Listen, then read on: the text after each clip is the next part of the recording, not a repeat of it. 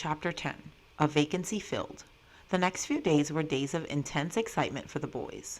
They were preparing for the war game in which 2 companies of Spartan boys took part each year. It had been announced that the companies of Orestes and Procles had been chosen for the conflict. In no other state than Sparta would this have been called a game. Early upon the day appointed, a sacrifice was made upon one of the altars, and then the 2 companies of boys, to the music of the cithara and the fife, marched away from the city to an island which had been made ready for them. This island was formed by ditches filled with water, and it was reached by 2 bridges upon opposite sides. One was called the Bridge of Heracles, and was guarded by an image of this hero god. The other was the Bridge of Lycurgus, with its image of Sparta's great lawgiver. Orestes' company crossed the Bridge of Heracles, Procles' company the Bridge of Lycurgus, and, facing each other, they stood, quivering with excitement, eager to show their courage and endurance.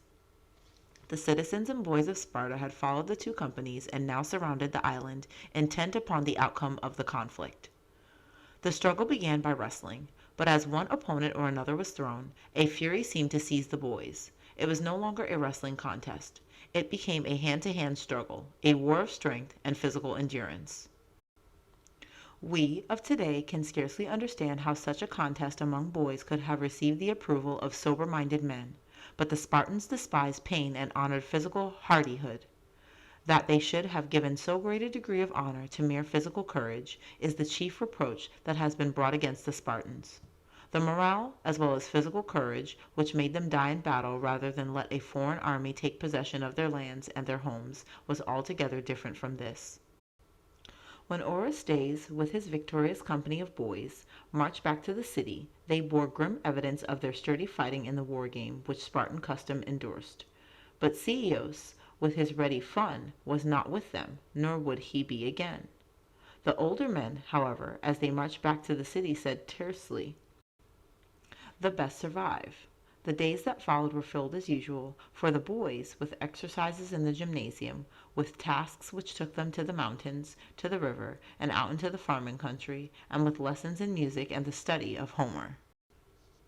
The poems of Homer, the Iliad and the Odyssey, stirred the enthusiasm of the boys, not only because they told of wars and strange adventures, but because Helen, of whom the Iliad told, was stolen away from Sparta and from her husband, Menelaus, who was one of Sparta's early kings. The lessons in singing were of great importance. The boys were not taught to sing alone so much as in chorus.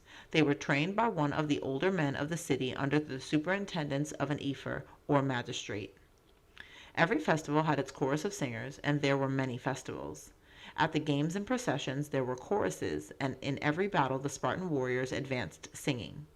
So the boys and also the girls of Sparta were taught to sing, and the singing was accompanied by the cithara, the lyre, or the flute. The character of the music was in keeping with that of the people. It was severe, and yet had a simple grandeur which inspired the singers as well as the hearers. "Who was Terpander?" asked the singing master suddenly, during one of his lessons. He addressed his question to Chartus. "A great Spartan musician," answered Chartus. "He invented the 7-stringed lyre." "What else did he do?" questioned the master of Theognis.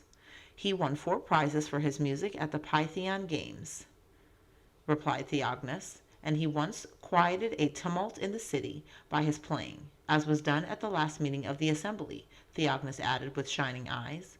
"Good," said the master. Then, turning to Gelon, he asked, "How many strings had the lyre before Terpander?"